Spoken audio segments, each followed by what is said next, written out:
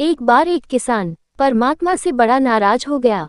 कभी बाढ़ आ जाए, कभी सूखा पड़ जाए, कभी धूप बहुत तेज हो जाए, तो कभी ओले पड़ जाए।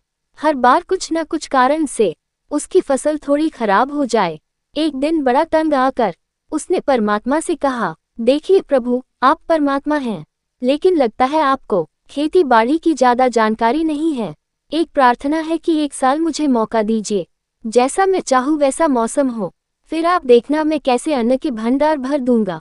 परमात्मा मुस्कुराए और कहा, ठीक है, जैसा तुम कहोगे वैसा ही मौसम दूंगा, मैं दखल नहीं करूंगा। किसान ने गेहूं की फसल बोई।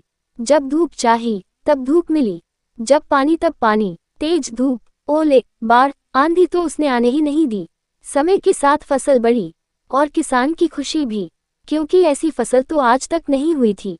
किसान ने मन ही मन सोचा, अब पता चलेगा परमात्मा को कि फसल कैसे करते हैं। बेकार ही इतने बरस हम किसानों को परेशान करते रहे। फसल काटने का समय भी आया। किसान बड़े गर्व से फसल काटने गया, लेकिन जैसे ही फसल काटने लगा, एकदम से छाती पर हाथ रख कर बैठ गया। गेहूं की एक भी बाली के अंदर गेहूं नहीं था, सारी बालियां अंदर से खाली थी। बड़ा दुखी होकर उसने परमात्मा से कहा, प्रभु, ये क्या हुआ? तब परमात्मा बोले, ये तो होना ही था, तुमने पौधों को संघर्ष का जरा सा भी मौका नहीं दिया। ना तेज धूप में उनको तपने दिया, ना आंधी ओलों से जूझने दिया, उनको किसी प्रकार की चुनौती का एहसास जरा भी नहीं होने दिया। इसीलिए सब पौधे खोखले रह गए। जब आंधी आती है, जब बारिश होती है, ओले गिरते हैं, तब पौधा अपने बल से ही खड़ा रहता है।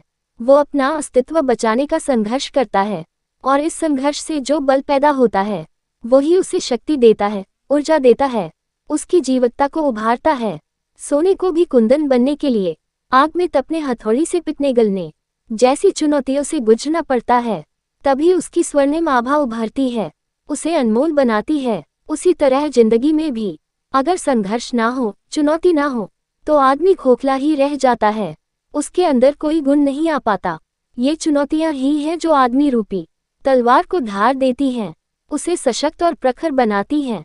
अगर प्रतिभाशाली बनना है तो चुनौतियां तो स्वीकार करनी ही पड़ेंगी, अन्यथा हम खोखले ही रह जाएंगे। अगर जिंदगी में प्रखर बनना है, प्रतिभाशाली बनना है, तो संघर्ष और चुनौतियों का सामना तो करना ही पड़ेगा।